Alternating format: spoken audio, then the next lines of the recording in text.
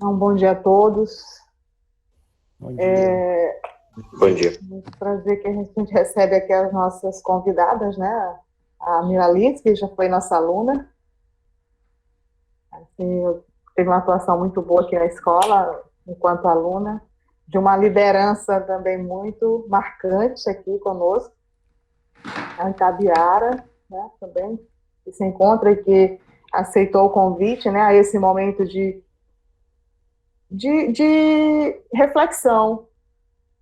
A Lisiane também, tá? Para que a gente possa, né, fazer esse momento de conhecimento. Né? Há essa necessidade de se falar sobre esse tema, né, o espectro autista, e assim como outros também.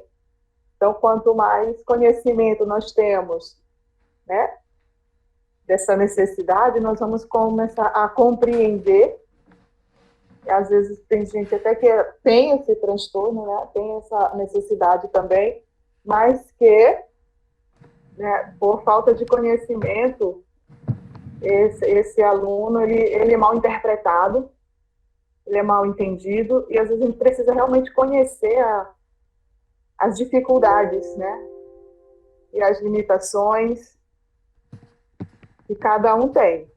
Então, um pode ter esse aspecto autista, outros não, mas tem outras necessidades especiais que a gente tem, né, como a dislexia e tantas outras, que fazem com que o aprendizado se torne mais desafiador. Né? A palavra é desafiador. Então, a gente precisa estar sempre com essa conversa. Né? É um momento, para mim, de escuta. E é bastante necessário que a gente escute a comunidade escolar, porque o nosso serviço é a eles, né? A esses jovens.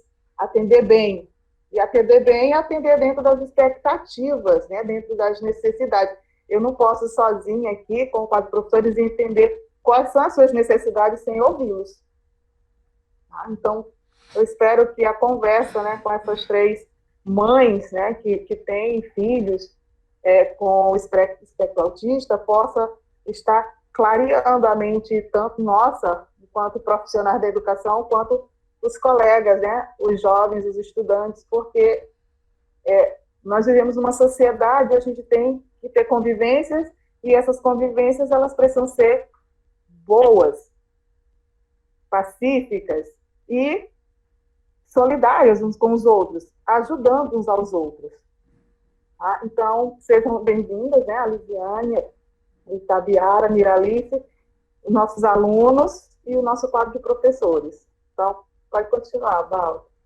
Então, em primeiro lugar, eu agradeço ao nosso Deus, sem Ele nada é possível, à Escola Paulo Freire por esse momento de fala e também de nós estarmos conversando sobre essa temática que mudou a minha vida e de tantas outras mães.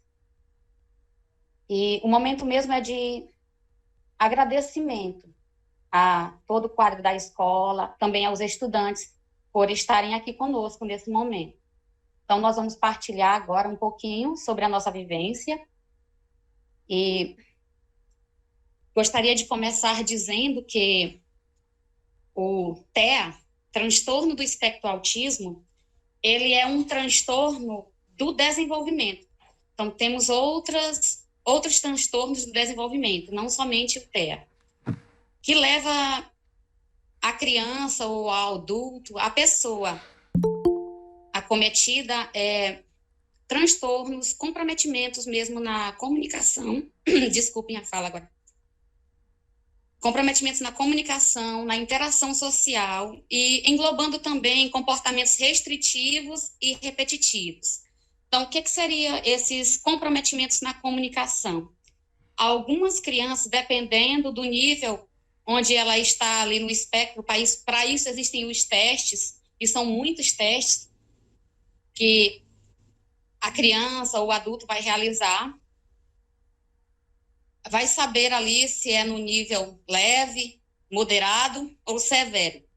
Dependendo desses testes, nós vamos ter aí os comprometimentos, né? Algumas crianças, elas não são verbais, outras, elas são verbais. Alguns alunos têm alguma dificuldade de entender esses termos, então eu vou falar aqui numa fala mais coloquial, mais próxima deles. Aluno não verbal, ou criança não verbal, é aquela que não consegue se comunicar através da fala. Os verbais são aqueles que conseguem se comunicar. Alguns têm dificuldade, falam apenas pouquíssimas palavras. Outros já conseguem se comunicar muito bem, com uma linguagem e um vocabulário excelente, acima da média das outras crianças, né, das outras pessoas.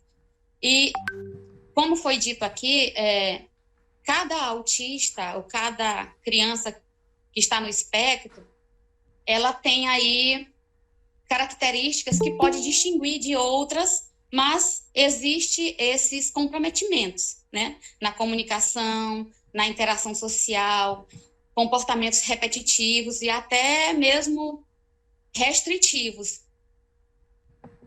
E agora eu queria colocar um pouquinho de como é que foi a minha vivência. Quando meu filho nasceu, nós observávamos, e principalmente a minha mãe, que estava no contato mais no dia a dia com ele, devido ao meu trabalho, ela observava que ele tinha algumas dificuldades, né? E essas dificuldades, o que mais nos chamou a atenção lá para os 2 anos de idade, é que a fala dele era muito restrita, eram pouquíssimas palavras mesmo.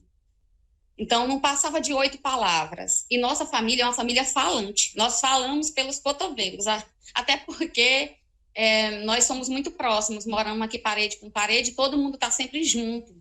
É uma casa muito cheia, movimentada. E ele, a determinados momentos, ele ficava sozinho, ou se afastava de outras crianças quando estavam aqui. E nós fomos observando. Ele também tinha um comportamento de inquietude. Ele estava sempre correndo, sempre elétrico, não sentava. E como eu te disse, existem os termos que é hiperatividade, mas eu vou falar numa fala mais coloquial para que todos possam compreender. Vendo esse quadro, nós não, a princípio não procuramos de imediato um neuropediatra, porque a pediatra sempre nos dizia, vamos esperar mais um pouco. E nesse esperar mais um pouco, nós esperamos até os 3 anos. Na época, pouco ou quase nada se falava, nós não tínhamos conhecimento sobre o autismo, pelo menos eu não tinha. E buscando uma neuropediatra, nós fizemos alguns exames. Esses exames, eles são feitos para descartar outras possibilidades, né, de outras doenças, ou até mesmo ver quais as comorbidades, porque o autismo, dificilmente ele está ali sozinho, né? Ele vem associado a outras comorbidades. E aí faz-se os exames para ter acesso e saber exatamente o quadro de saúde da pessoa, porque não existe um exame que possa detectar o autismo. Ele é feito é um exame clínico, né? De conversa com o familiar, faz-se aí uma anamnese, que é um relato da história daquela mãe, da família, do pré-natal, tudo que aconteceu durante a gravidez, e depois os primeiros anos da criança. A família vai relatando isso, e aí o médico vai fazendo suas anotações, é pedido alguns exames de praxe, que todos eles fazem, além dos exames de sangue, faz também uma tomografia e um eletroencefalograma. Quando a criança é bem pequena, e às vezes ele tem uma dificuldade de responder quando é chamado pelo nome, e aí eles pedem um exame também auditivo. Então, as crianças bem pequenas, é realizado o BERA, que é um exame computadorizado, onde vai se medir toda a capacidade auditiva da criança. E aí sabe-se com certeza se a criança ouve bem ou não. Isso também para descartar alguma surdez que possa existir naquela criança, para que ela não atenda aos chamados.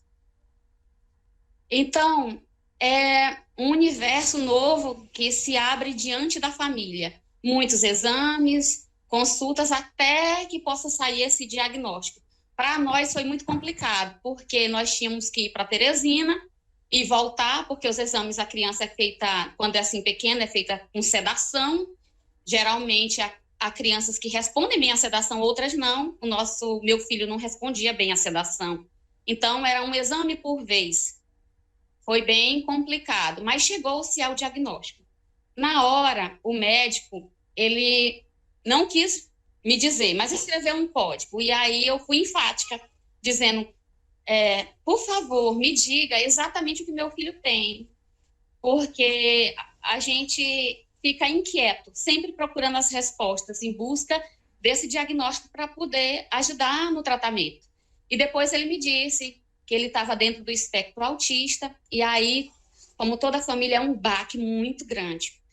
Primeiro, porque a gente não sabe nada sobre. Segundo, porque é um momento que você vê ali que existe ali muitos desafios, né? Existe ali grande dificuldade de saber lidar, de saber o que fazer.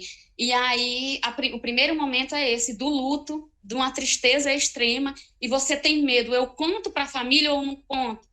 Porque muitas famílias têm medo de ser rotulado, né? E geralmente esse rótulo vem antes das pessoas conhecerem de fato o que é o TEA, né? O transtorno do espectro autista. E esse medo é comum em todas as famílias.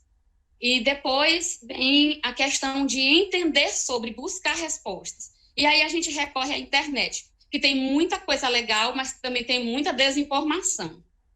E o que eu fiz? Eu, diante do diagnóstico, eu fui a São Paulo, a uma associação chamada AMA, Amigos Autistas, e na AMA, eu fiz 2 cursos, eu gostaria de ter feito mais. Eu passei apenas 15 dias lá e eu tive um contato direto com os autistas. Nós tínhamos a parte teórica e a parte prática. E isso abriu um mundo novo para mim.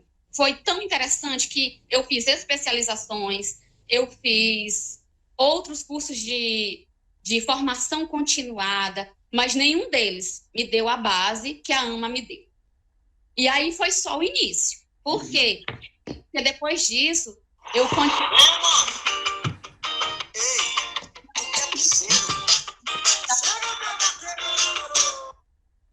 Certo.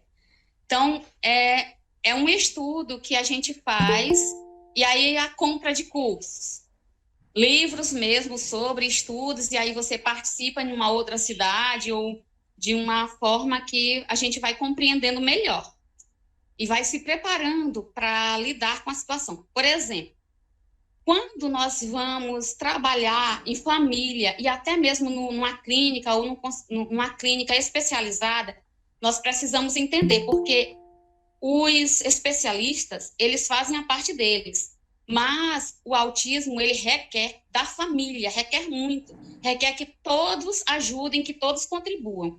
Então, a gente tem que ser orientado, procurar compreender para melhor ajudar. Então, eu não tinha esses profissionais. O que eu fiz? Eu comprei os cursos, fui conversando com outras profissionais, me inteirando sobre como, dentro das minhas possibilidades, trabalhar algumas coisas que meu filho estava ali com necessidade.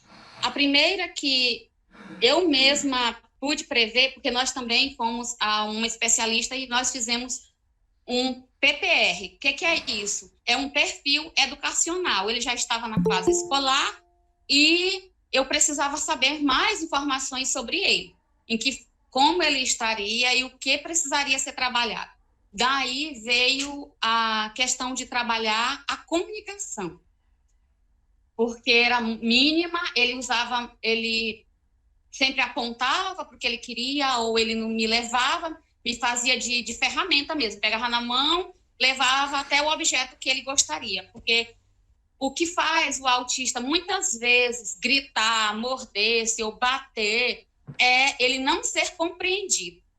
Então, quando a gente não sabe o que a necessidade que ele está sentindo, vem essas alterações, um pouco de choro, de birra, até que você compreenda.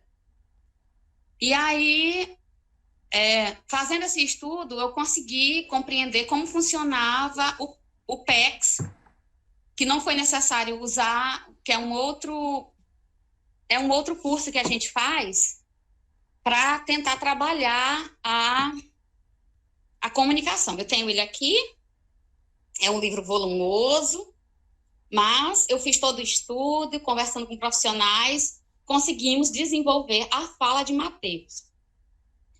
E aí disse, você falou só de um filho por enquanto, né? Porque foi a partir dele que veio tudo isso. Então, tem uma outra filha que não quer ser falado o nome, até para não ser, dizendo ela rotularizada. Mas, assim, os professores conhecem bem, sabem de quem se trata. E ela também tinha algumas dificuldades, alguns comprometimentos. E aí foi uma verdadeira busca por esse diagnóstico, que só saiu muito tardiamente, porque ela tem características muito leves, mas é a questão das emoções e também a questão de... Desculpem, essa rua é muito movimentada, passa sempre carro de som. Então, o diagnóstico dela, ele saiu muito tardiamente. E aí, ela sempre ouvia aqui os estudos, sempre estava presente, nos ajudando com o Mateus, porque ela sempre teve uma boa fala e sempre estava ali à disposição. O que aconteceu? Depois do segundo diagnóstico, precisou-se estudar um pouco ainda mais, porque as características dos dois são bem diversas. Mateus, meu filho é um tipo clássico, que tem ali as características que se vê em quase todos eles, mas Maiara, na uma antiga classificação, ela não era considerada como clássica, que hoje a gente não usa mais essas classificações, chama-se autismo mesmo, autismo leve. Então, mas ela era Asperger, quer dizer, na classificação seria Asperger, que é uma outra demanda de entendimento também para poder ajudar, né?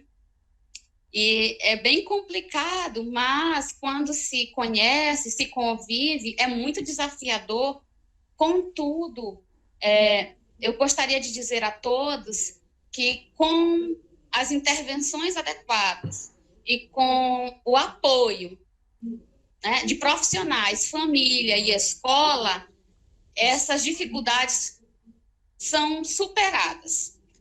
Como ainda não foi dito, mas autismo, não sei se o professor falou na sua fala, não tem cura.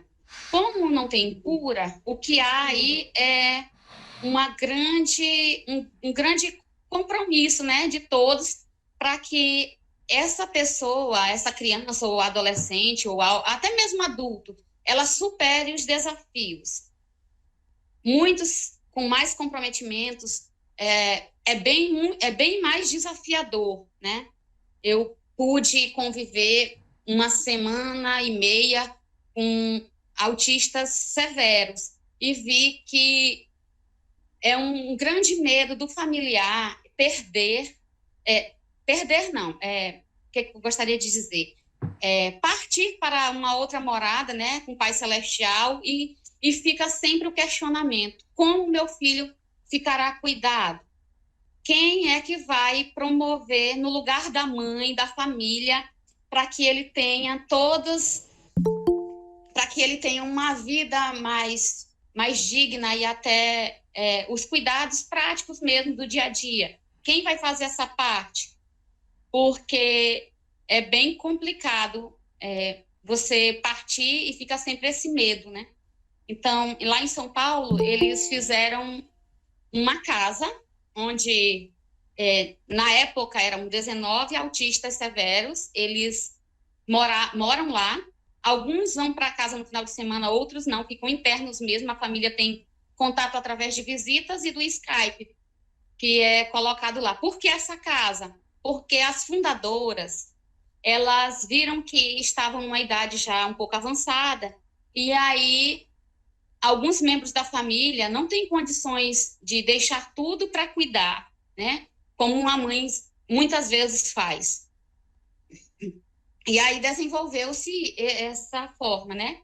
O Estado lá entra com parte e a família entra com uma outra parte do capital, do dinheiro, para que seja mantida essa casa e esses cuidados, os profissionais que trabalham com eles. Eu achei isso uma ideia maravilhosa. Infelizmente, poucas iniciativas como essa, e eu não tenho conhecimento do nosso Estado ter uma iniciativa assim. É tanta coisa para falar, sabe? Tanta coisa para dizer que o tempo é pouco, mas à medida que as perguntas vão chegando, a gente vai vendo quais as dúvidas que as pessoas têm e fica muito mais fácil de esclarecer. O que eu gostaria de enfatizar agora para esse término é que autismo não é doença, é um transtorno, sim, mas ele pode ser trabalhado, ele pode ser superado algumas coisas. É claro que vai ficar aí também alguns déficits, mas isso não quer dizer que a pessoa não possa se socializar. Muito pelo contrário, quanto mais socialização, quanto mais a pessoa participa, melhor. E dizer aos professores, aos colegas, eu não sou da escola, mas também sou professora, que minha filha, vocês sabem bem qual ela iniciou na sexta-feira um novo tratamento. Eu ia mandar mensagens para vocês. Um tratamento novo agora que a gente está desenvolvendo na medicina ortomolecular, e ela pode ficar agitada aí de 10 a 15 dias. Isso não pode ser que sim, pode ser que não. Então, só para avisá-los, alertá-los, pode vir aí uma grande agitação, ou ela pode continuar como já vem, né, no mesmo comportamento de sempre. E dizer aqui o meu agradecimento, né, por poder conversar sobre autismo, por poder contribuir de alguma forma para que algumas pessoas compreendam bem que nós que temos, né, filhos autistas, não devemos tratar, a família não trata como uma pessoa deficiente, pelo menos a minha não. Nós o tratamos assim como pessoas típicas, sabe-se que é atípico, mas dentro do máximo possível tentar como pessoas atípicas e não dizer você não consegue, e sim você com ajuda, com muita vontade tem que ter vontade de vencer, de superar, não é fácil mesmo, mas é preciso seguir em frente, é preciso fazer com que eles se desenvolvam o máximo. E é essa busca, acho que de todas as famílias, que eles tenham uma vida mais participativa assim, na sociedade, né? Que eles possam conviver com outros, serem compreendidos, e essas conversas fazem com que isso aconteça, né? Porque muitas pessoas, eles têm um foco ali, eles só gostam de... Minha filha mesmo, ela só gosta de determinado tema, e ela tem necessidade de expressar sua opinião. Quando ela não faz, ela tem assim, uma espécie de crise, ela fica muito agitada, muito nervosa. Então, ela pede a fala e muitas das vezes ela diz: mãe, às vezes a gente briga aqui, mas eu digo, você quer um tema e quer ficar naquele tema o tempo todo, a mãe trabalha, então é como se fosse enxugando gelo, mas isso acontece, sabe? E é preciso muita paciência, e às vezes a gente perde um pouquinho, dependendo do dia a dia. Mas é muito gostoso, porque é um amor tão grande quando se tem filhos com essas necessidades, né, ditas especiais, que eu não me imagino sem eles. Professor Walter, eu falo muito, então Opa, tá na hora de passar a vez para outra pessoa. tudo bem, tudo bem. Gostei demais aí. Eu estava aqui comentando, eu estava te ouvindo aqui e fazendo aqui um desenho na minha mente, né? Então eu vou passar aqui a fala para a Miralice, né? Que é a nossa próxima fala convidadas, né? E para não tomar muito tempo, depois a gente Amém. fala aqui o que anotou. Miralice, bom dia. Liga o microfone. Bom dia, bom dia. Também quero agradecer o convite, né, Cláudia, ao professor Walter e aos alunos também, por ter essa compreensão de nos escutar. Eu quero parabenizar a minha amiga que me antecedeu, ela falou muito bem. Ela falou muito bem, mesmo explicou muito bem o que é o autismo, que eu não tenho esse conhecimento técnico que ela tem. E quero falar um pouco como o autismo entrou na minha vida. Eu tive a Evelyn, com 1 ano e meio, o pediatra desconfiou que tinha algo errado com a Evelyn, há mais de 20 anos que ela tem, 26 agora, né? Então, são 25 anos, 25 anos, posso dizer. Aí o pediatra desconfiou que tinha alguma coisa errada com ela, algo errado tinha. Logo eu já tinha o Felipe, bebezinho, e o primeiro que desconfiou foi o pezinho dela, ela pisava na ponta do pé. Aí o pediatra tinha muita experiência, ele me mandou logo para uma investigação. Eu fui para a investigação com os profissionais adequados da época, né, que não tinha muito conhecimento. Aí eu sei que depois de muitos exames, todos esses exames que a Yara falou, e muito junta médica, pessoas especialistas mesmo, falando sobre o assunto. Ninguém nunca tocou na palavra autismo para mim, até porque muito tempo foi investigado autismo e síndrome de Rett junto. Quem quiser depois pesquisar sobre a síndrome de Rett também, vale a pena, que é uma síndrome bem conhecida também. Aí investigaram muito tempo com isso, né? E aí ela... eu não decorei. É muitos anos, eu tenho que ter um tempo. Aí eu sei que quando a Evelyn já estava com 4 anos, o Felipe também já estava sendo investigado nessa época, foi sendo investigado. Eles começaram com 1 ano e meio, começou as primeiras palavras, tudo normal, a gente acha que está tudo normal, mas eu, hoje em dia, eu sei que não estava normal com meus filhos, já tinha algo errado com eles. Aí, com 4 anos, já estava a Evelyn e o Felipe na investigação, aí me aconselharam levar eles na PAI, aí eu levei, a diretora não aceitava eles como aluno, porque não tinha diagnóstico. Aí eu levei outra especialista, dessa época eu mudei de pediatra, e eu levei para outra especialista. Aí essa especialista de cara, ela me falou, já era lá em Santa Catarina nessa época, eles nasceram no Goiás, já era em Santa Catarina. Aí ela, especialista de cara, me falou, esses teus filhos têm autismo. Foi a primeira vez que eu ouvi a palavra autismo.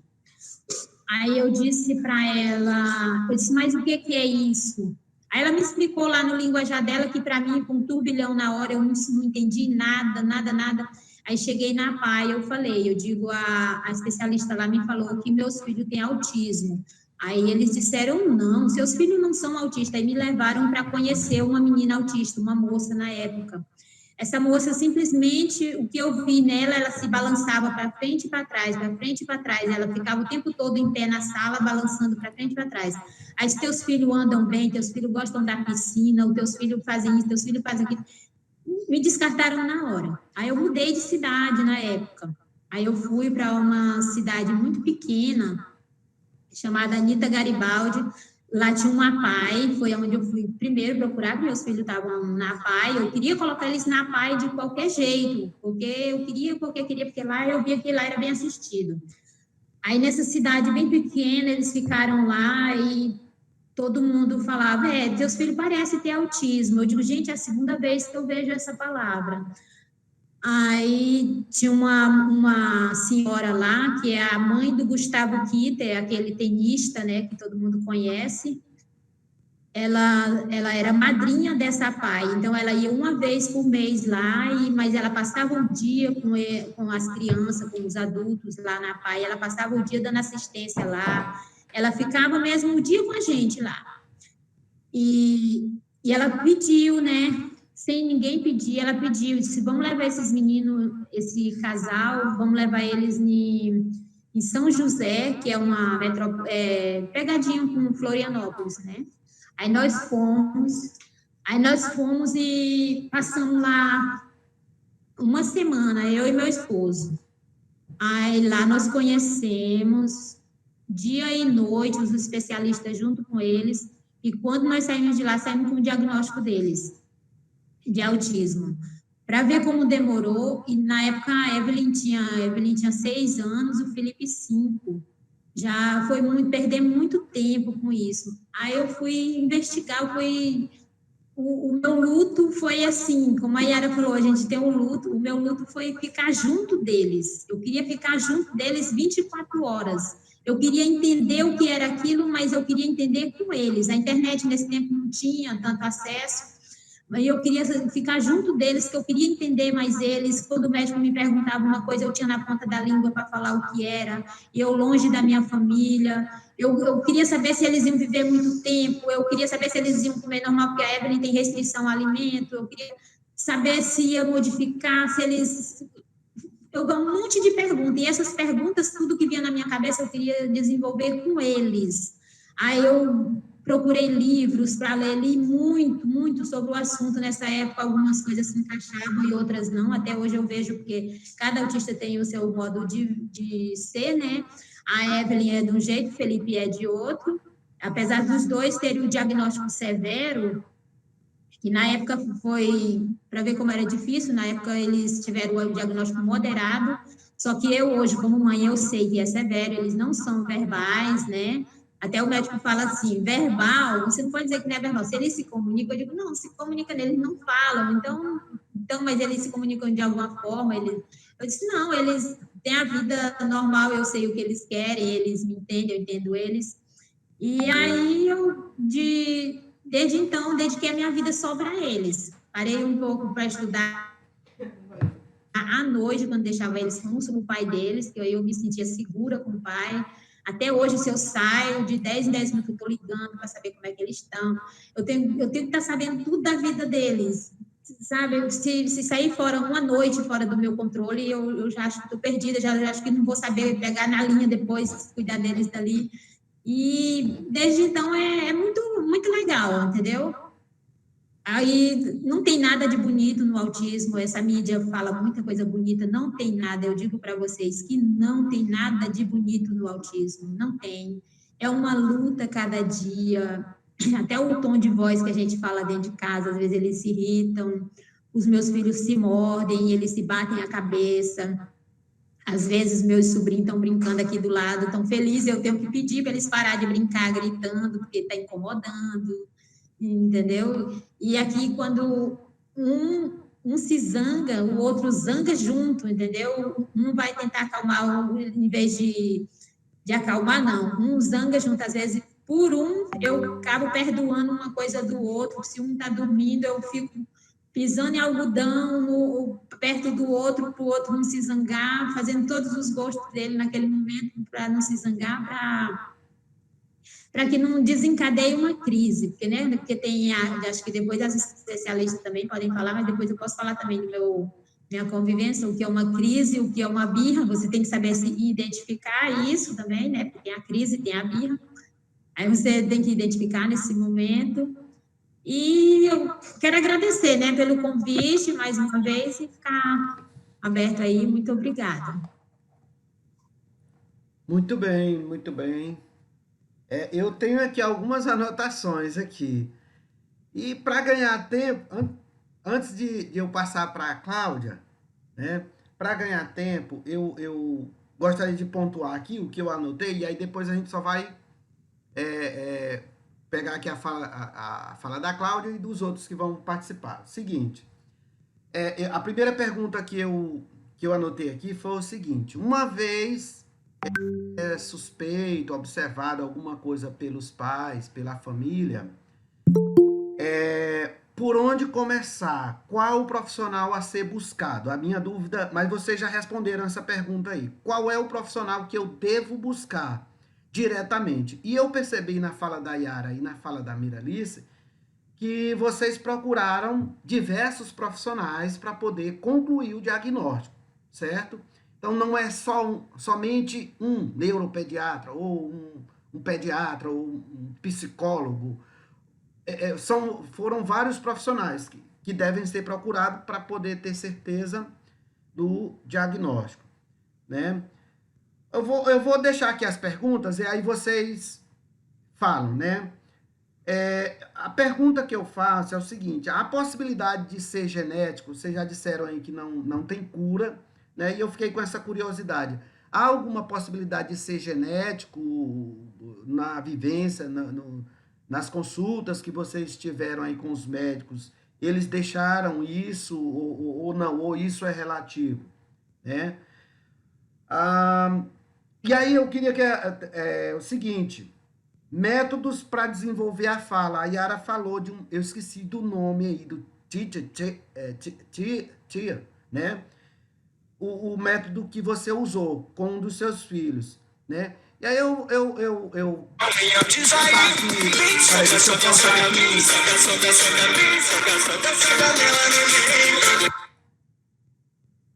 pronto, resolvido aqui.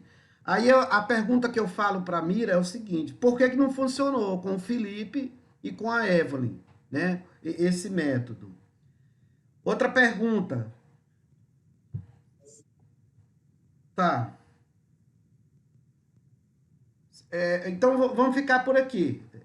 A pergunta, o método, Yara, eu queria que você falasse sobre o método que você falou sobre a fala, o desenvolvimento da fala que você usou com seu filho, e a pergunta que vai para a Mira é o seguinte: por que não funcionou com o Felipe mais a Evelyn?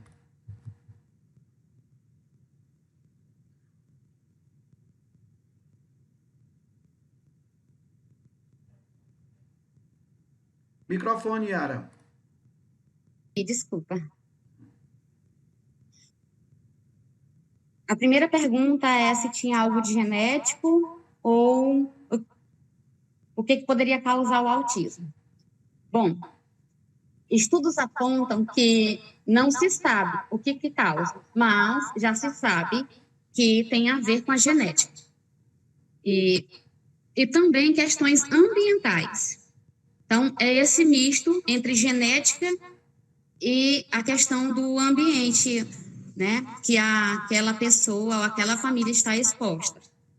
Então, tudo isso, essa junção leva a crianças com autismo, mas certeza absoluta de dizer assim: olha, nós temos plena certeza e existem exames capazes de detectar isso e de confirmar, ainda não existem. Então, o que existem são muitos estudos que comprovam, né, genes, né, com características autísticas, e daí vem a questão da genética estar inclusa.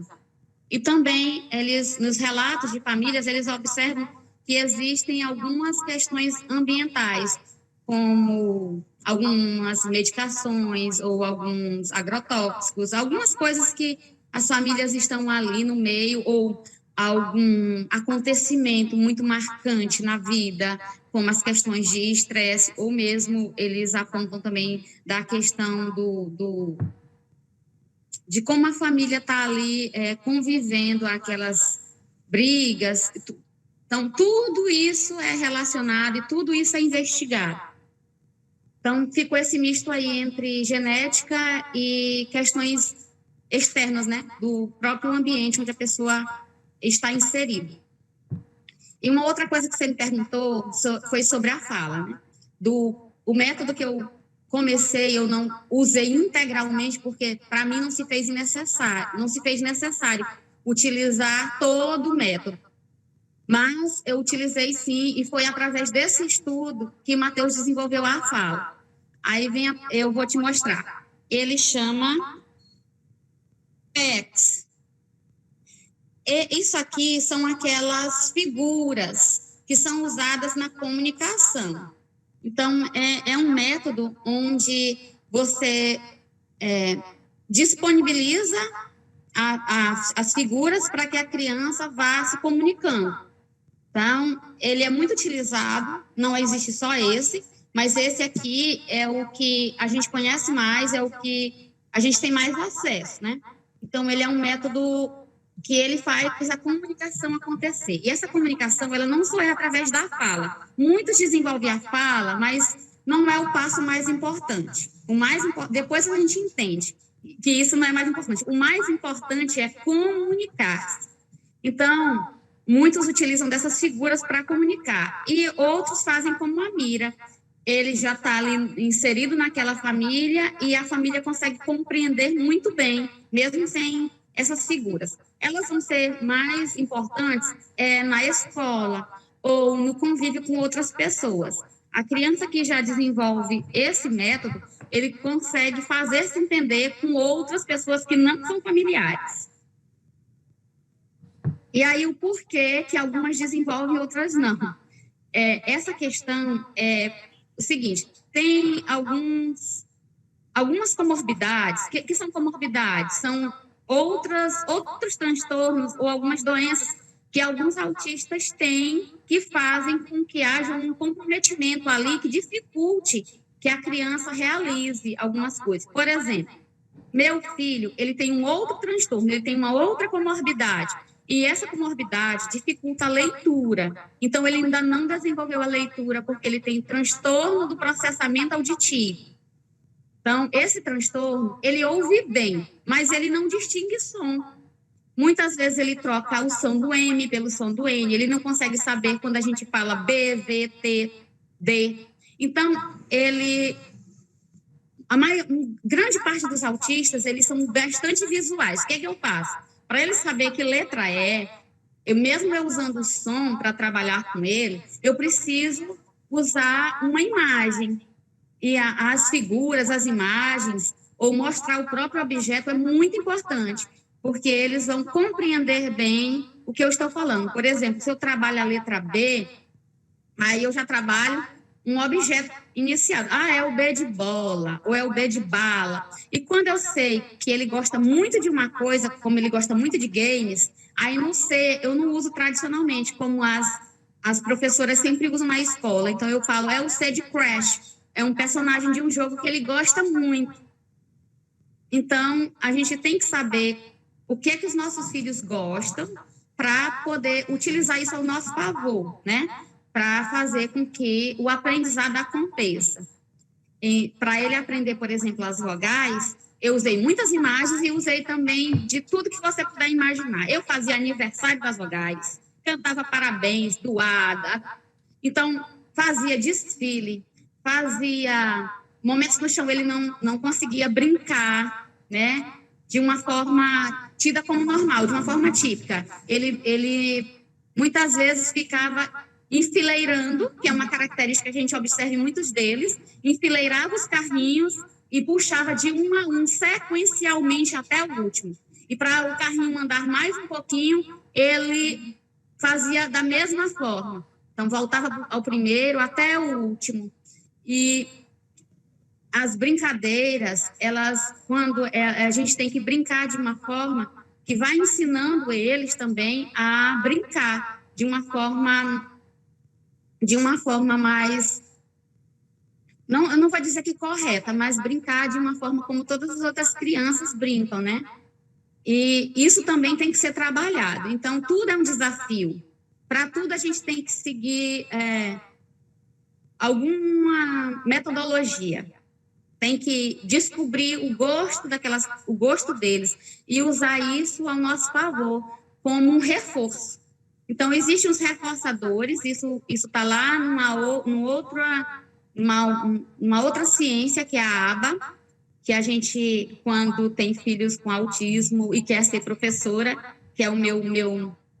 Eu gostaria de trabalhar com educação especial, infelizmente ainda não foi possível ter uma turma para me dedicar a crianças e até mesmo adultos.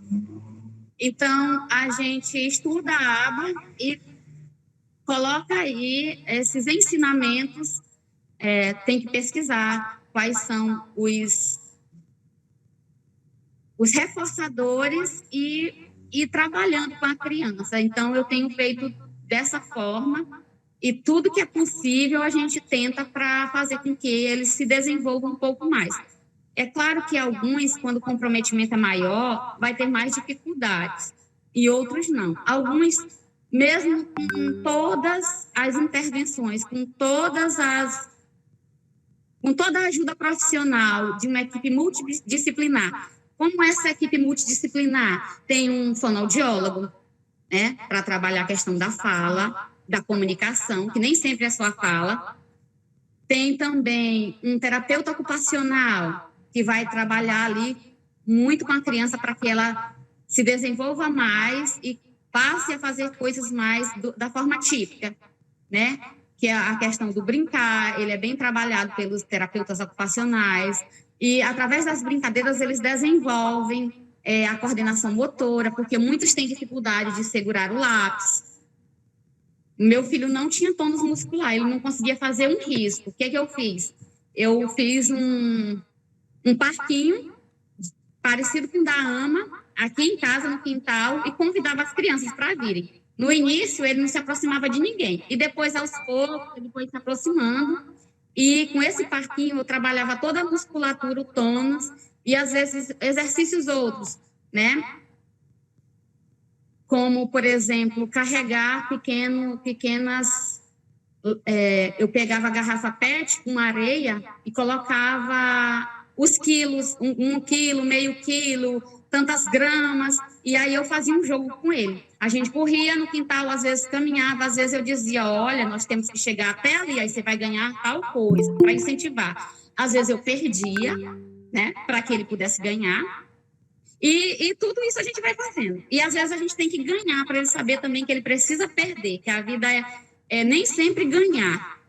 Aí vem a Mira falou uma coisa muito interessante, né? O que é birra e o que é mesmo uma mãe ali, a gente também tem que saber diferenciar. Porque se a gente não souber, a gente vai ficar refém de muitas coisas. Então, e também não vai saber ajudar quando é o momento de acalmar. Porque nós temos que saber como acalmar nossas crianças. Eu não sei se eu te respondi claramente, porque a gente vai falando uma coisa puxa a outra, mas alguns conseguem. E DJ Juninho Portugal. Certo. Resolvido aqui o problema. Não, respondeu, Yara. Mira, você quer falar alguma coisa? Complementar aí o que a Yara falou? Sim, Mira, complementar. eu quero passar para a Cláudia. Só um pouquinho sobre esse método que ela falou. Eu já tive conhecimento dele, só que não apliquei nos meus meninos. O que foi aplicado nos meus meninos foi o Tite e o ABA, entendeu? Só esses dois que eu ia falar para ela. Sim, pode passar para a Cláudia. Está muito interessante a conversa.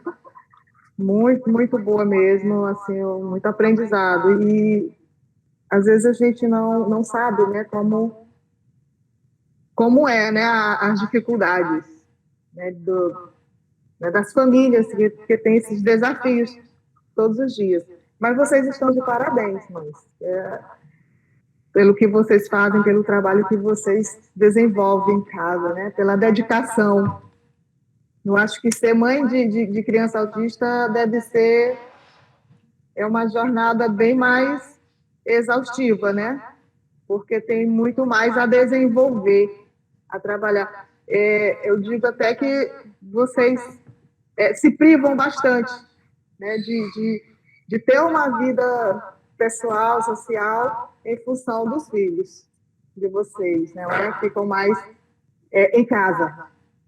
Dedicação exclusiva à mãe, né? E às vezes, né, Itabiara também já passou por alguns julgamentos, porque além dela ser mãe, ela também é professora e funcionária, e teve que lutar para poder ficar na exclusividade para cuidar dos filhos enquanto eram menores. E foi uma luta que nem todos os administradores entenderam o lado dela, né, de que ela tinha que ficar e cuidar mais de perto do filho, porque não tem essa... Ela falou num ponto crucial, não tem os outros especialistas ajudando vocês, o fono, o fisioterapeuta, né? Vocês deveriam ter todo um apoio médico para que ajudassem vocês nesse desenvolvimento. Mas, infelizmente, né, o nosso Estado, o nosso município, e a nível de Brasil, não há esse apoio, não há essa ajuda. E há muitos aqui a fazem atrapalhar ainda. Né? Muitos que burocratizam e que dificultam, né, quando vocês precisam de algo que depende de um governo, não é dificultado. Desde facilitar, ainda dificulta. Então, eu só queria dar essa palavra, daqui a pouco eu tenho que sair, viu? Porque vai acontecer uma reunião da URI, que possivelmente, né, pode ser uma alteração lá em Codó, na questão da gerência de educação de Codó, e a Delma está chamando convocação aqui urgente de uma reunião. Mas eu sinceramente, foi uma conversa muito, muito gratificante para mim. Eu acredito que para os alunos que estão também ouvindo, né, a questão de entender, né, o que é o espectro autista, tem, como ela já falou, tem o leve, tem o moderado, tem o severo, né, cada um dentro do seu nível. E também gostei de saber do Asperger. A gente já teve aluno, viu, Tabiara, com essa síndrome do Asperger. Saiu o ano passado. E a gente realmente tinha que ter muito cuidado com ele, na interação com esse aluno, que ele era também realmente muito retraído. Ele não gostava muito de socializar, não, de se comunicar. Mas a gente conseguiu, trabalhamos 3 anos com ele, assim, entre troncos e barrancos, conseguimos que ele finalizasse, e nem todos os dias ele estava bem. Nem todos os dias ele estava bem. Tinha dia que ele vinha uma situação difícil e a gente tinha que entender. Só que aquela dificuldade, né? O laudo, a gente não tinha laudo. Dificuldade grande, porque tem famílias que não buscam esse laudo, não tem talvez a condição de ir no médico, que é caro e que não é aqui, é fora da cidade. E aí é que entraria, no caso, né, o apoio financeiro da gestão municipal para estar levando essa família, para estar no especialista, fazendo laudo e ajudando, e apoiando, e não tem. Bom, então, e também essa síndrome que eu não entendi muito bem, Miriam, se foi RET ou se foi RET, a outra síndrome que você falou. RET. É uma Então, sigla. É uma sigla, né? É. Então, a gente vai descobrindo. Acomete mais menina. A mais não, é exclusivo de menina. Entendeu? Por isso foi descartado logo dos meus meninos, porque o Felipe logo entrou para investigação, aí viu que não era. Isso explica o porquê do símbolo do autismo ser azul, né? Tá certo. Então, foi muito gratificante. Muitas pessoas, Walter, pediram e não conseguiram acesso, porque nós pensávamos que pelo institucional, que você está usando institucional, não é isso? Isso. 130 pessoas, Cláudia, aqui. Aí, e aí travou e não deu para aceitar todo mundo. Não deu para mais aceitar todos. Não isso, teve a gente condição. está tentando aqui gravar, ver como é que fica o corte da edição para... Certo. Então, eu só tenho a agradecer a participação, a colaboração da Itabiara, da Miralice. Pena que a Lisiane não pôde estar presente, que também precisaria estar aqui nessa conversa conosco, compartilhando, né, os conhecimentos, né, as vivências. Eu acho importante a gente compartilhar vivências, né, conhecer para poder entender e para poder melhorar as nossas ações educativas na escola. Eu sempre entendo assim, que a gente tem que conhecer primeiro antes de agir. Então, esse é um momento e que a gente possa, viu, Itabiara, Miralice, que a gente possa ter mais. Aqui eu estou vendo aqui também chamar atenção para o José Henrique, nosso aluno estagiário do INSS, está no trabalho aqui, mas está aqui nos ouvindo, ligou a câmera, está aqui atento. o José Henrique, que começou essa semana. Sabendo mais. Começou essa semana como estagiário, né, no INSS. Então, meus agradecimentos a vocês e que a gente possa ter mais conversas semelhantes para que a gente possa dar mais suporte aos nossos alunos, aos nossos professores, porque é preciso a gente escutar. Eu até estava, antes de começar, e também eu assisto, né, toda segunda-feira no Mirante, na TV Mirante, no jornal, pela manhã tem o quadro Chame o Psique, né? Chame o Psique, ou seja, uma conversa com um psicólogo. Toda segunda-feira no jornal, 7h30, 6h30, 6h40 da manhã, tem esse quadro. E eu gosto muito do quadro Chame o Psique. E aí eu tive essa questão, por que a gente não tem um canal, né? Um canal para que a gente possa estar tendo esse momento de que o aluno, né, possa estar em comunicação com um psicólogo, porque eles precisam extravasar. Né? Nós, né, que somos adultos, profissionais, temos essa necessidade de conversar, de esvaziar nossa mente. Imagine um adolescente, o adolescente na sua fase de adolescência mesmo, dos 14, 15, 16 anos tem, e com a síndrome, isso aí triplica, né, Itabiara? É bem mais difícil, então seria muito interessante, viu, professores e alunos, se tiverem alguma ideia de como nós podemos criar esse espaço, né, de escuta. Eu acho que a gente precisa desse espaço de escuta, seja pelo YouTube, um canal YouTube, algum meio, onde eles possam estar em contato, né, com alguém para estar escutando, ouvindo as sugestões e aconselhando, por que não? Eu achei muito interessante, então que a gente possa realmente abrir mais espaços, né, para que a gente possa discutir, debater e buscar, não é importante, é buscar soluções, para que a gente possa ter um aprendizado melhor. Eu acho que o aprendizado ele vai acontecer à medida que o aluno esteja bem. Se o aluno não estiver bem, ele não consegue aprender. Ele pode até estar aqui, mas ele não consegue aprender. Para aprender é preciso que a gente esteja em paz. E para estar em paz é preciso estar bem psicologicamente. Então precisa ter esse momento, Walter. Eu não sei como a gente vai buscar esse meio, né? Esse feedback com os nossos jovens para que a gente possa estar escutando. A gente tem muitos. E a gente já tinha antes no presencial e a gente tem muito mais no remoto. Muito mais alunos passando por esse momento, né, de reflexão, de autoajuda o tempo inteiro. Tá bom? Então, obrigada, né, a vocês por ter atendido o nosso chamado. Obrigada ao Walter, né, que faz esse trabalho de mediação e de arte. Então, nós só temos a agradecer a vocês e a Deus por este momento, que outros, né, virão para a gente estar dando mais suporte aos nossos jovens. Obrigada. Certo. E Cláudia, Oi. Obrigado aí pela fala. Mira e o Itabiara. Eu tinha outras coisas aqui para me falar sobre autismo e superdotação, mas para não cansar e deixar, parece que alguém levantou a mão, talvez alguém queira falar, alguns dos alunos queiram perguntar. O diretor do Milton Neves aqui, Isso, já.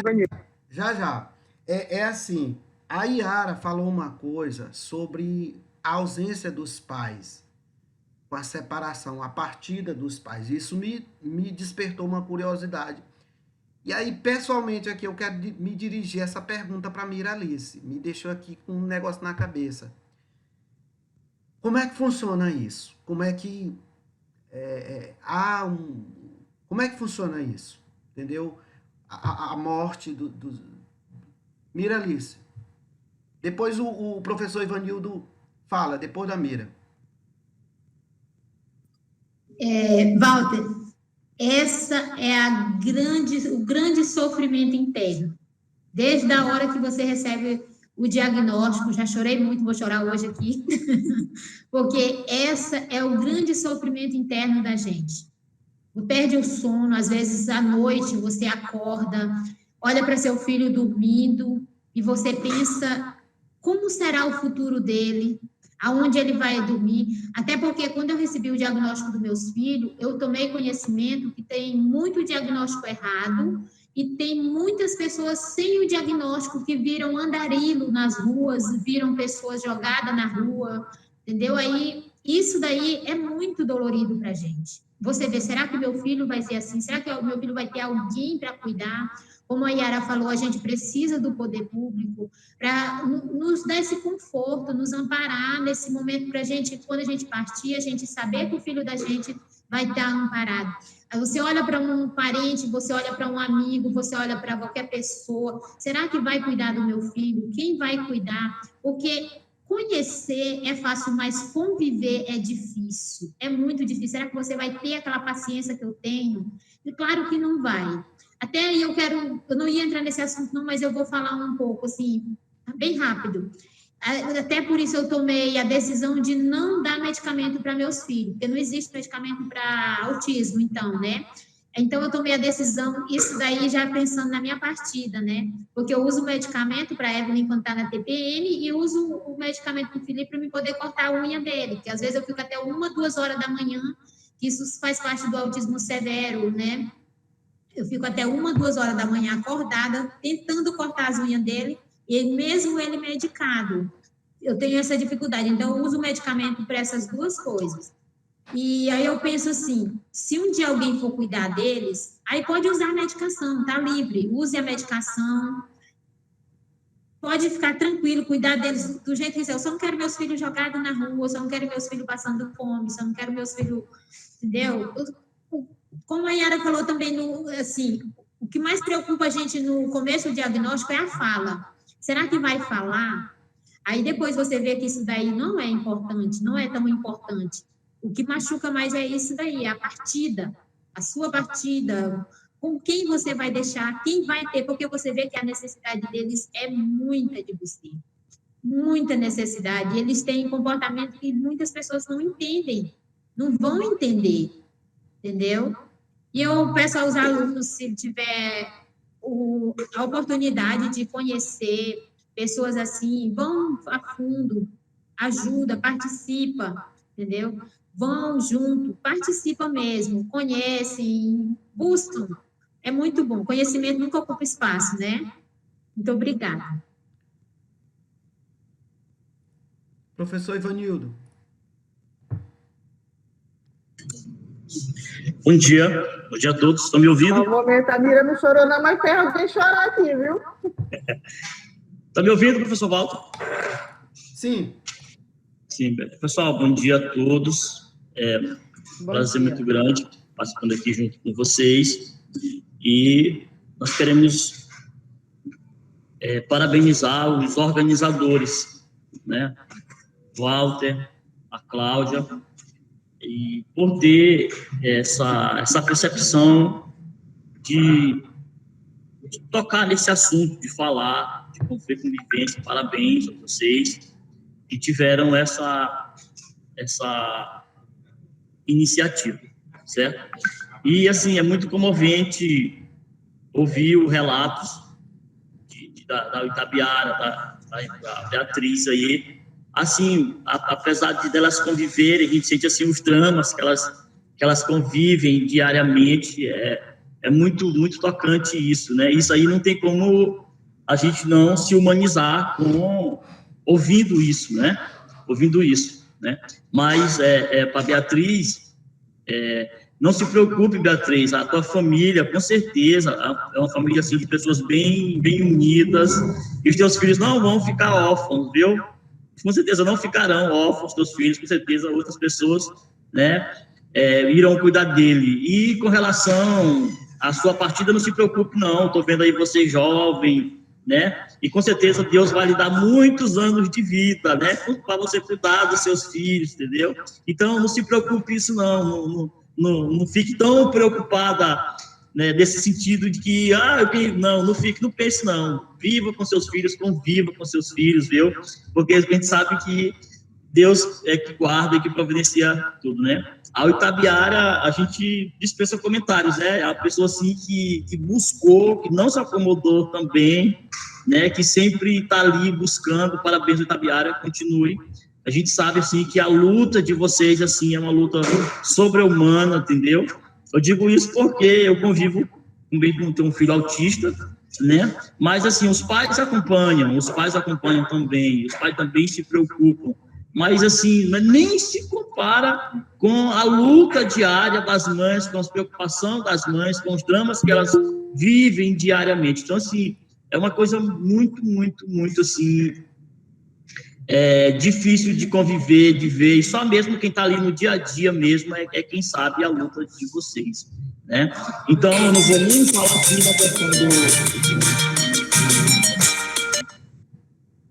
Eu não vou nem estar falando aqui nessa questão entrar no método da questão, porque eu não quero cansar vocês, e a reunião também, daqui a pouco a gente já tem uma reunião, mas, assim, dizer para vocês que vocês são muito guerreiras, vocês são acima da média, entendeu? Então, assim, apesar de tudo, confiem em Deus, entendeu? Assim, às vezes o drama a gente cria, né? A gente cria às vezes, né? Mas confiem, convivam ao máximo dos filhos de vocês, sem se preocupar muito com essa questão de futuro, quem vai cuidar, como é que vai ser, não. A gente vive o momento, tá bom? Então, era só isso mesmo, eu não vou entrar aqui no método da questão também, porque eu não quero ser chato. Obrigado, Valtinho, pela oportunidade, valeu, Cláudia, pela iniciativa, vocês aí estão de parabéns, né? E até incentivo a gente fazer outros também aí, copiar o modelo da Cláudia aí, porque a gente está fazendo outros, que é um tema bem discutível, viu? Obrigado mais uma vez, sempre como sempre, arrasando. Obrigado, viu? Não. Só corrigindo aí, professor, eu estou usando o celular da minha sobrinha, é Miralice, ela é a Bia. Ah, sim, beleza. Ela está incomodada aqui. Porque tá a Beatriz, né? É a Beatriz, tá? Tudo bem, mas assim, desconsidere o nome que eu falei errado, o restante, viu? Tudo é. Não, viu? Você falou muito bem. Obrigada pelas suas palavras. O professor Manuel levantou a mão e a Maiara também, né? Se a Maiara quiser falar, o microfone está aberto. Eu quero falar. Tudo bem, então pode falar. Depois da Maiara, o professor Manuel. Tá bom. Assim, eu não sei se, tipo... Tá bom, vou começar. Sim, eu sou uma pessoa autista, alguns professores sabem aqui, sabem que eu já falei algumas vezes na aula, tal. E eu queria falar sobre a experiência de mim própria, se eu ser um autista convivendo em sala de aula. E meio que, assim, eu tenho muita insegurança sobre isso. É um pouco difícil você ser tratada por muitos anos como uma pessoa neurotípica e descobrir depois, recentemente, o seu diagnóstico. É bom, porque ao mesmo tempo eu descobri coisas que eu não entendi em mim, mas é muito ruim ao mesmo tempo me adaptar com algumas outras coisas, algumas dificuldades que eu tenho, e depois desenvolver outras também, com algumas coisas piores. E conviver em sala de aula também foi uma das minhas piores dificuldades, por conta que eu não conseguia muito bem conviver com os alunos em si. Algumas das vezes eu acabo implicando com alguns professores, e não é porque eu quero, é só algo automático meu, sabe? E eu acabo ficando mal depois, porque eu não consigo me entender às vezes, nem eu consigo. Ter que conviver com pessoas falando, isso pode ser só uma frescura, autismo é só uma invenção sua. Eu já ouvi essa frase, incrivelmente eu já ouvi isso. Ou que também, só por conta que meu grau é leve, não quer dizer que eu possa ter dificuldade. Que meu grau é mais leve do que os outros, então quer dizer que eu não sou autista 100%. Ter que ouvir essas frases algumas vezes de alguns amigos ou alguns colegas é muito chato. Principalmente na questão de quando eu quero dar uma opinião, ou às vezes eu acabo só sendo muito empática. Porque às vezes eu priorizo mais a minha opinião do que os outros e acabo exagerando. Mas ser autista para mim não é tão ruim. Eu aprendo muita coisa e eu vou descobrindo coisas novas no mundo. É claro que vai ser difícil minha convivência no mundo para fora, mas eu espero conseguir saber lidar com tudo isso, saber lidar com a sociedade, saber lidar com as pessoas. É algo que eu tenho muito medo, porque quase ninguém me entende. Só a minha mãe, que ela estudou muito, que ela sempre sabe, tipo aqui em casa, pessoas que convivem comigo. Então sair para fora é muito difícil. Conviver com algumas pessoas é muito difícil, porque a cada minuto eu posso ser julgada por alguém. Mas, tipo, é uma caminhada muito grande e eu espero, de coração, assim, que as pessoas me aceitem do jeito que eu sou e que tenham paciência comigo. E é isso. Obrigado, Mayara. Professor Manuel. Bom dia, professor Walter, Cláudia, os colegas professores, as mamães que estão aí expondo os seus relatos, as suas experiências. E a Itabiara colocou muito bem aí a questão do desafio. Realmente é um desafio muito grande, não só para vocês, mamães, mas para nós, professores, também, estarmos convivendo com essas crianças, com essa problemática na sala de aula. Tem horas que, às vezes, a gente se pergunta como eu vou lidar com essa situação, né? E eu sou uma pessoa, um profissional, que busco muito ver o lado do meu aluno, as suas dificuldades, eu procuro entender, não me coloco na condição de apenas estar reprimindo o meu aluno. Diante dessa problemática que vocês estão colocando aí, a gente se dá conta de que a gente não conhece realmente a situação de muitos alunos. Está lá na sala, com suas dificuldades, e tem momentos que, diante da necessidade, da cobrança, do sistema, às vezes a gente quer puxar a orelha do aluno, no sentido de cobrar as suas responsabilidades. Mas a gente precisa ter esses momentos para nos darmos conta de que realmente nós precisamos olhar o lado do nosso aluno, antes da gente estar querendo reprimi-los, né? Eu parabenizo muito as mamães aí e quero me colocar à disposição aqui de colaborar no sentido do que eu possa estar dando um suporte ou alguma coisa parecida para esse apoio, porque realmente é um desafio, tá?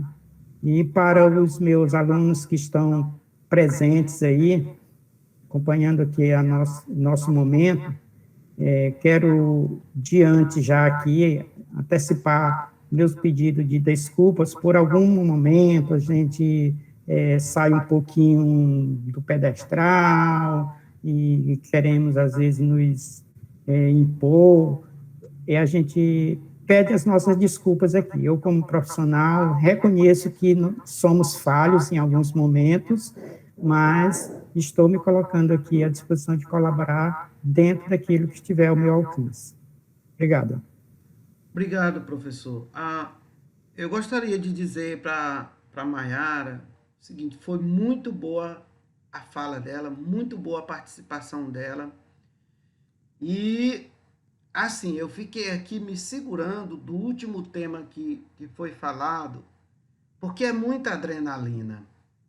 E isso aqui, como eu falei no início, envolve compreensão, envolve muito amor, dedicação, paciência nesse mundo. E vocês estão vendo aí, vocês que estão nos assistindo, vocês estão vendo aí dois lados totalmente diferentes. Isso das duas pessoas que estão falando aqui de suas experiências. É um tema muito amplo que, se a gente trouxesse aqui justificando aqui a ausência da Lisiane, ela está acompanhando a mãe dela no hospital e justificou para a gente. Se a gente trouxesse aqui mais umas outras 2 mães, elas iriam falar do mesmo tema com vivências diferentes. Então, o mundo é complexo. E aí, Maiara, é o seguinte, eu fico imaginando assim, aquele provérbio que diz assim, bom é a vida do vizinho. Bom é eu que sou normal. Normal nada. Todos nós somos diferentes e nós precisamos aprender a respeitar uns aos outros do jeito que nós somos. Aprender a conviver, como a Yara falou. Não, é um transtorno que não tem cura, então há uma adaptação da família, né? Agora eu fico imaginando, Yara, a adrenalina que Felipe tem a vivência dele em casa, não é submetido à escola, não é submetido a passar por momentos de vivência da Maiara. Isso independente do grau do grau de autismo deles, né? Então, eu vejo assim que para Maiara e outros autistas leves, que nós que não conhecemos, que não entendemos e às vezes não queremos compreender, acha que é fácil.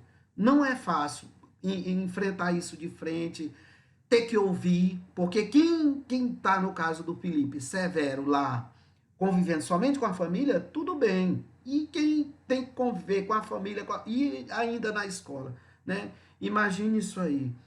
E Miralice e o Itabiara e todas as mães que nos acompanham aqui.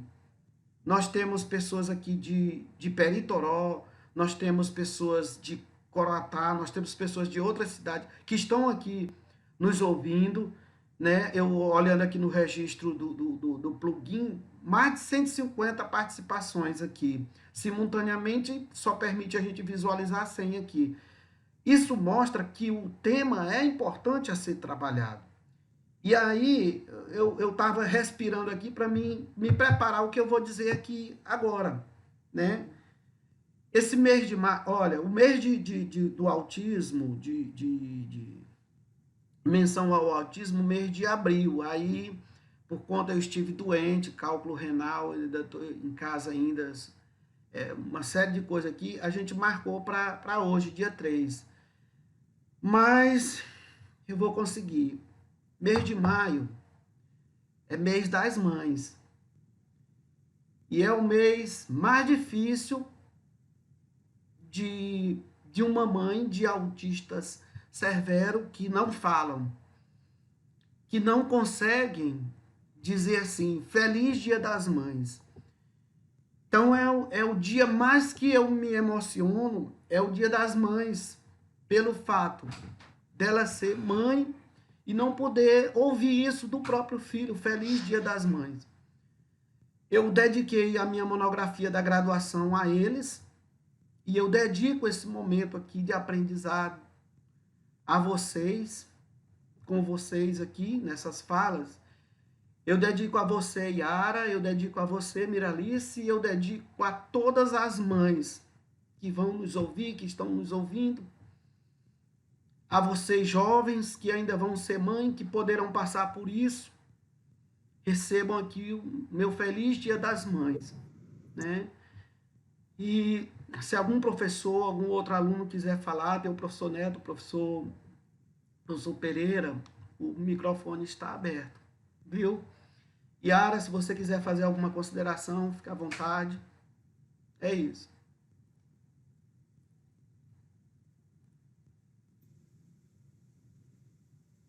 Eu quero sim, eu quero agradecer o espaço, agradecer a Cláudia, a você e a todos os professores e demais funcionários da escola, a todos os estudantes, dizer-lhes que o mundo traz muita coisa para a gente, né? E agora é um tempo tão complicado de pandemia, e aí a gente vai observando que as vivências, como você disse, não é só para os atípicos que é difícil, já é difícil para quem é típico. Imagine para os atípicos que tem que conviver com tantas coisas, né?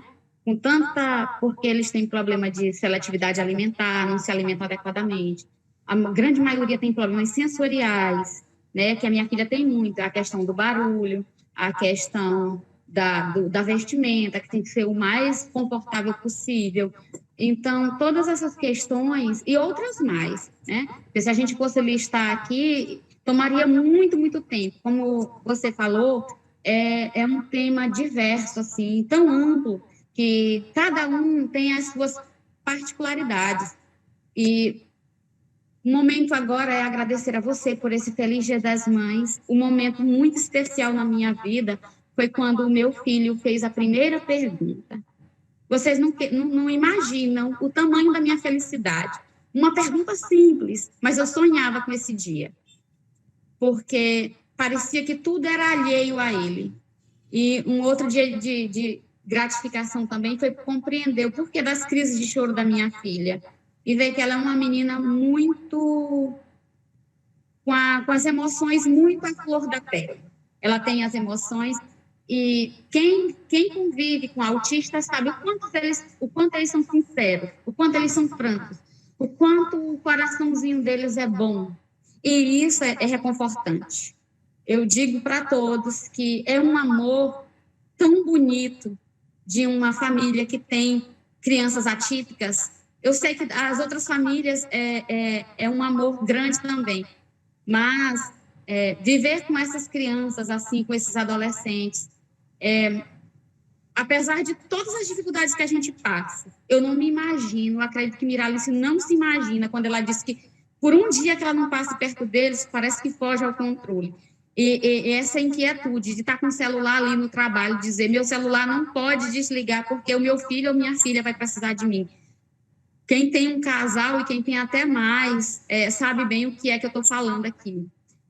O professor Ivanildo também, que tem um filho que eu amo muito, é uma criança que eu convivi bastante, agora eu estou um pouquinho mais afastada devido à pandemia, mas está no meu coração, né? E dizer também todas as mães, no Dia das Mães eu imagino como é que não é para uma mãe não ouvir o que você falou, um Feliz Dia das Mães, mas a gente se reconforta de ter o abraço.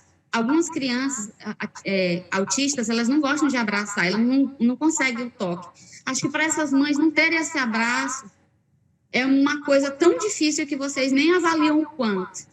Eu pude conviver há um tempo atrás com mães que não têm esse abraço, nem só a fala, mas não tem um abraço. E às vezes a gente fica se imaginando como uma pessoa típica, o que é que o meu filho vai ser no futuro? As mães de crianças atípicas, né, elas têm essa preocupação muito grande, como disse o Ivanildo. E a gente sempre se apega à família no intuito de dizer, a gente nunca sabe quando vai partir, viu, Miralice?